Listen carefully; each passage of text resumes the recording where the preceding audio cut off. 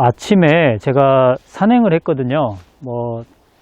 그 약초 산행은 아니고 그냥 운동 삼아 산행을 하던 중에 카메라를 제가 들고 가질 않았어요. 그래서 약초가 보이는데 찍지 못하고 내려왔습니다.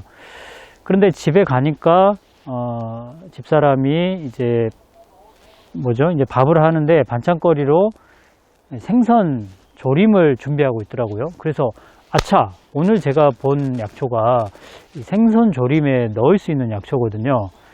그래서 불이 났게 또 달려왔습니다. 이걸 찍어야 되겠다 해가지고. 이 약초는 여러분들에게 중요한 약초이기 때문에 1년에 몇 차례씩 제가 소개를 아마 했었고 또 할 예정입니다.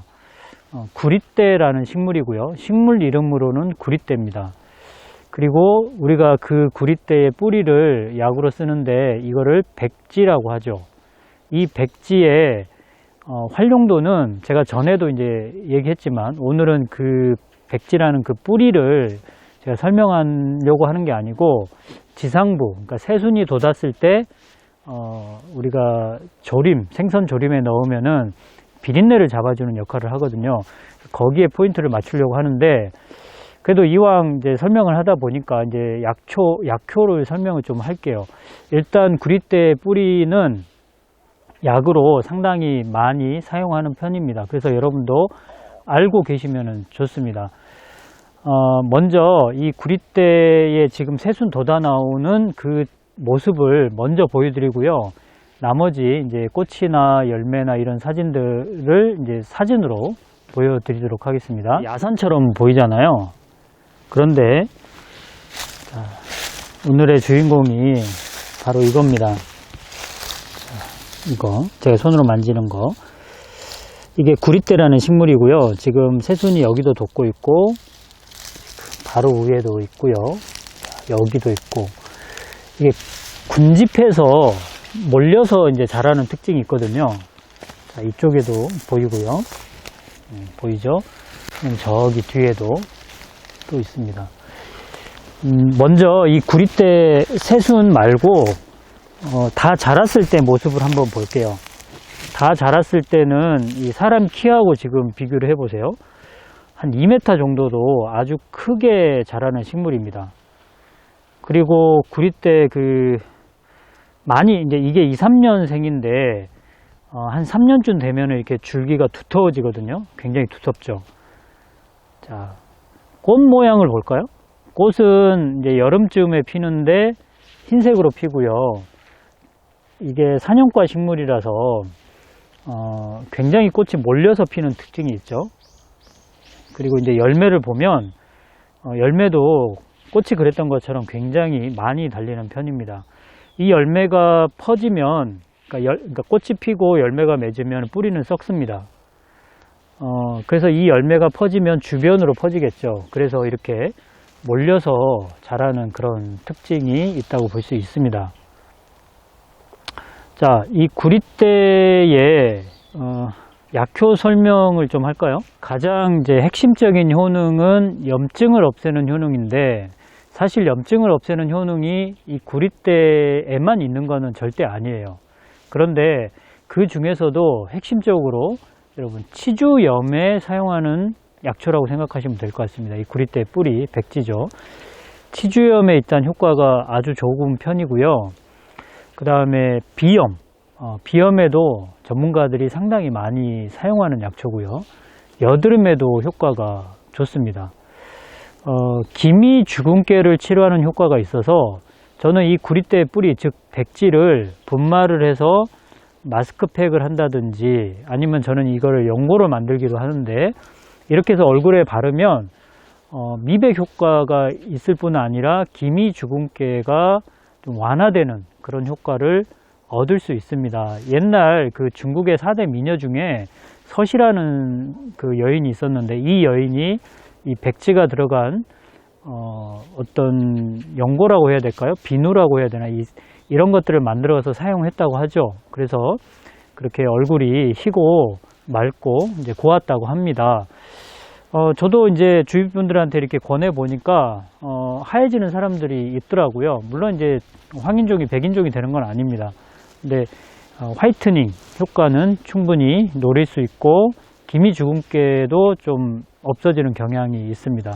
그 비염에도 좋고 여드름에도 좋고 이렇게 각종 염증을 치료하는 효능으로 여러분들 일단은 알고 계시면 될 것 같습니다. 제가 상세한 이 효과에 대해서 상세한 설명은 이제 다음에 기회 됐을 때 영상으로 이렇게 알려드리고, 오늘은 이 새순으로 아까 제가 생선 조림한다고 그랬잖아요. 이 새순을 좀 채취해서 오늘 생선 조림해서 먹방까지 제가 한번 준비를 해 보겠습니다.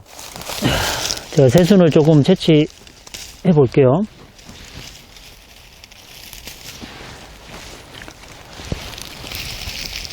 이 구리대는 미나리과 식물이거든요. 산연과라고도 하죠.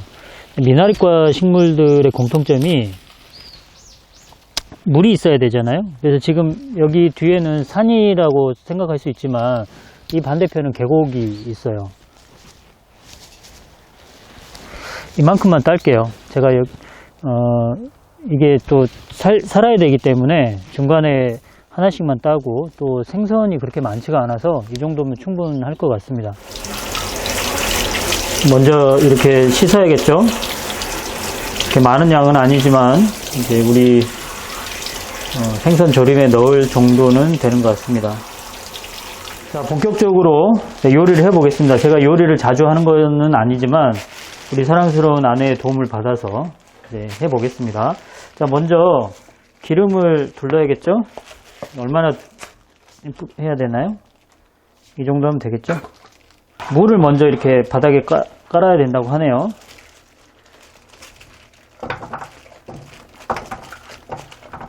자, 재료 준비를 미리 해놨습니다.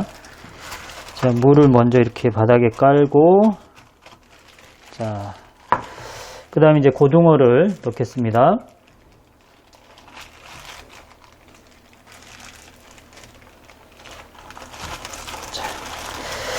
자, 오늘 하이라이트죠. 그 다음에 구리대 새순을, 이게 잡내를 제거하기 위해서, 비린내 제거하기 위해서 넣는 거라서, 자, 먼저 이렇게 깔겠습니다. 초반에.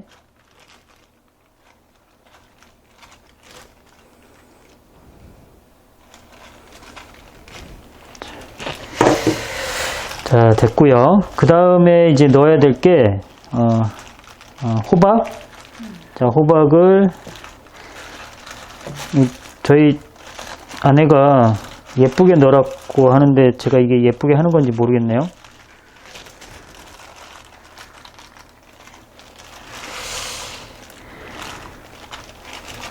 자, 양파도 넣고요. 왠지 어설퍼 보이지만 맛이 궁금해지기도 합니다. 자, 고추 넣겠습니다. 자, 됐습니다. 여기에 물을 좀 넣어야 되죠. 자, 물을 조금 넣을게요. 이거 다 넣어요. 자, 됐고요. 자, 이제 뚜껑을 덮으면 되죠. 양념장. 아, 양념장을 넣어야 되나요? 양념장. 양념장 위에다가 이렇게 뿌리면 되죠. 자, 양념장을, 예. 됐습니다. 그리고 이제 뚜껑 닫으면 됩니다. 드디어 완성되었습니다. 보기만 해도 먹음직스럽지 않습니까? 제가 직접 한번 먹어볼게요. 자, 이게 오늘의 주인공인 구리대 새순입니다. 제가 구리대 새순은 잠시 후에 먹어보도록 하고, 비린내가 좀 많이 없어졌는지 먼저 고등어부터 먹어볼게요.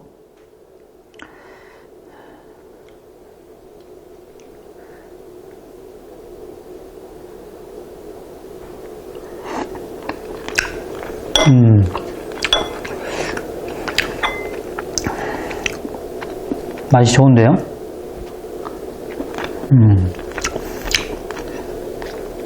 일단 다른 부재료들 때문에 그럴 수도 있겠지만 비린내는 많이 없습니다.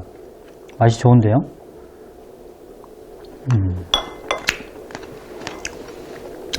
자, 이제 이것만 단독으로 한번 먹어볼게요. 구리대 새순.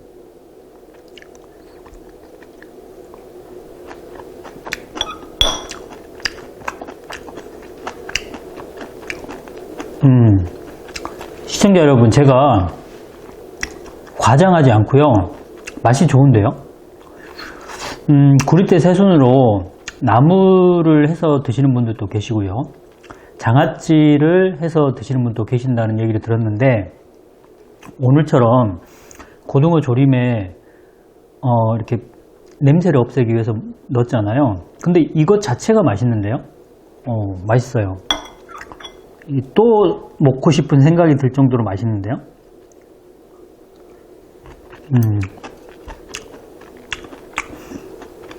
맛있다. 우리 주변에 찾아보면 약초들이 가까이에 있습니다. 그리고 이 약초들을 약으로서도 활용해도 되지만, 오늘처럼 음식으로 활용하신다면 여러분의 건강을 지키는데 훨씬 더 도움이 되겠죠. 많이 활용하시기 바랍니다. 지금까지 약초교수 조경남이었습니다.